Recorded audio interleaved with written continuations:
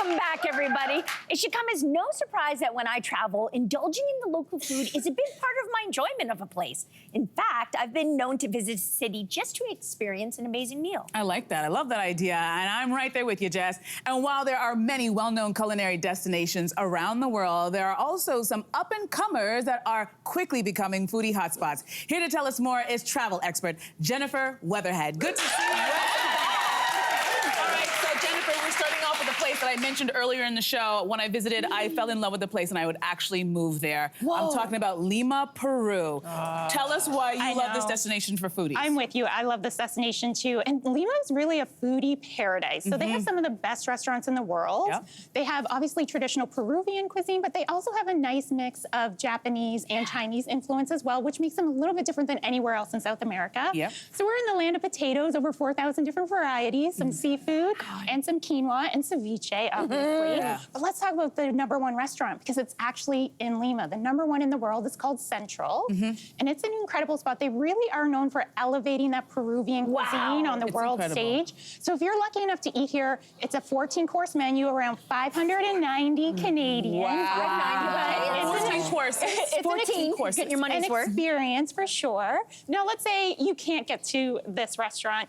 Lima also has 3 others that made that top 50 list. Whoa! So it's a real food destination. So you could try a place called Mado, which is a beautiful spot. It's Japanese inspired, lots of seafood here. Another one, Mado is #5 on the list. Another one that's #41 on the list is Maita. Also traditional Peruvian cuisine, lots of local ingredients. But again, if you can't get to these places, I always think that the best way to kind of experience local food is to go to a market. Yeah! So there's a spot called Mercado 28. It's in Miraflores, a really trendy part of Lima.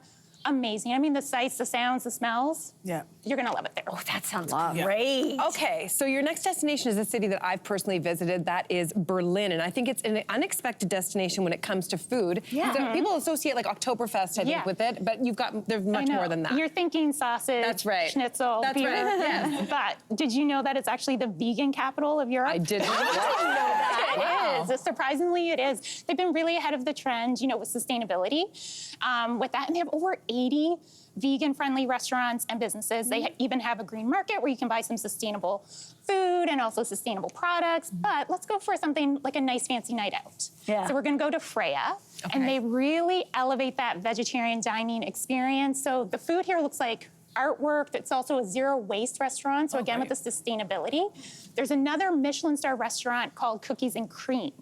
So they also offer full vegan or vegetarian options, local natural wines as well. But I mean, Berlin is full of so many great things, from fast food chains that are fully vegan and vegetarian, straight up to one of my favorite places, a vegan donut shop called Brahma Balls. Oh my God. So you're not gonna even think that these are vegan. They have incredible flavors like French toast, pistachio dream, blueberry lemon cheesecake. Oh my God. So you can do a lot of walking and then treat yourself to that. That sounds good. And Berlin's such a great city to walk in. So next up, we're going to take a look at Mexico's up-and-coming foodie destination, Guadalajara.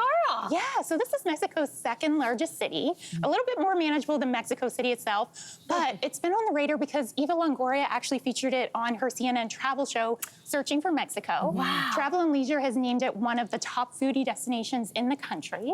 So it's a really cool spot to visit. And we're gonna start out by going to a really cool spot called Tete Cocha de Barrio. It's a really lovely spot. Only 6 tables here. Oh my goodness. So you want to make a reservation. It's vegetarian focused again. Now, if you don't want to do this, there's another really Instagrammable spot called Hueso. So it's called Hueso because that means bone.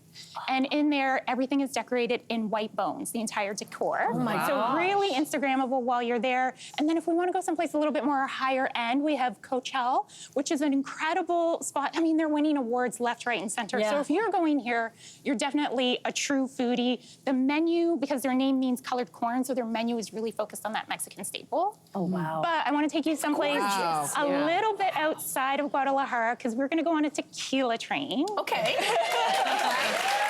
So the town of Tequila is just outside of Guadalajara, and just like Champagne has their own region for Champagne, Tequila has their own region. And the town is really charming. You can take this train, it's the Mundo Cuervo tequila train. Wow. And it takes you straight into Tequila. You get a beautiful tequila tasting on there. Now, it leaves in the morning around 9 a.m., so eat a big breakfast before you go.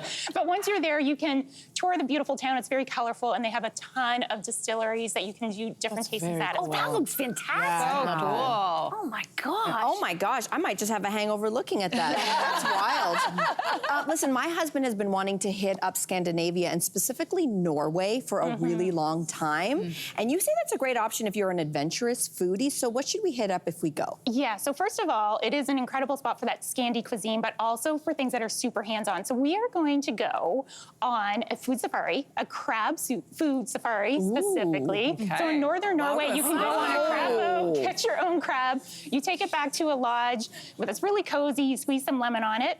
If you don't want to do crab, they also offer a lot of really fun fishing excursions. So you can go catch some Atlantic cod in Lofoten in Norway, and then again, bring it back, eat your own catch. But I mean, the bonus here is that you have these views as well. Yes. And then another thing that's really adventurous that you can do, they have some out of this world dining experiences. So there's a restaurant called Underwater, or just called Under Restaurant, and it's actually submerged underwater. So this is about 5 meters in the North Atlantic, where you'll be dining. Incredible food. Also, just a great story to tell if you did dine there. So there's cool. another. There's another amazing restaurant called Iris Expeditions. So this will take you out to a beautiful building. It's called Salmon Eye. It's part art installation, part visitor center, but also has a restaurant. You take a boat out here. They give you a full dining experience. If you're lucky, you'll get to dine on the rooftop if the weather is good. That is Gosh, it's stunning. Okay, we don't have a lot of time left, but we want to get to this last destination, which is really for people who are a fan of street food and cheap eats. It's a place that I would love to go to. Tell us about Hong Kong. Hong Kong. I love the idea that you can eat Michelin star food for around $10. Wow. That's what you can do for street food here. So the first place we're going to go is Tim Ho Wan. So they have 2 locations. They're really known for their dumplings and their beef buns and all that kind of stuff. Again, under $10. Another Michelin star restaurant with 1 Michelin star is Yat Lok, which is incredible. They are known for their traditional goose, roasted goose. So this is so famous that people come all the way from Singapore on a weekly basis just to have that goose. Oh my And then if you really want that full street food experience, go to Temple Street. It really comes alive at night. Beautiful scenery. It's so colorful, so fun. You can dine from start to finish and never actually sit at a table. And I'm just going to tell you, the desserts are worth the flight. Yeah. So just go for the desserts. That's a good Ladies, let's book our flights, please. Can we book our flights and go? Yes. That is amazing. Incredible. Jen, you have whet our appetites up, down, and sideways. Thank you for these amazing destinations. Hey there, what did you think? Drop your comments below and join the conversation. And don't forget to like and subscribe so you can find more on everything from food and fashion to pop culture and current events. See you soon.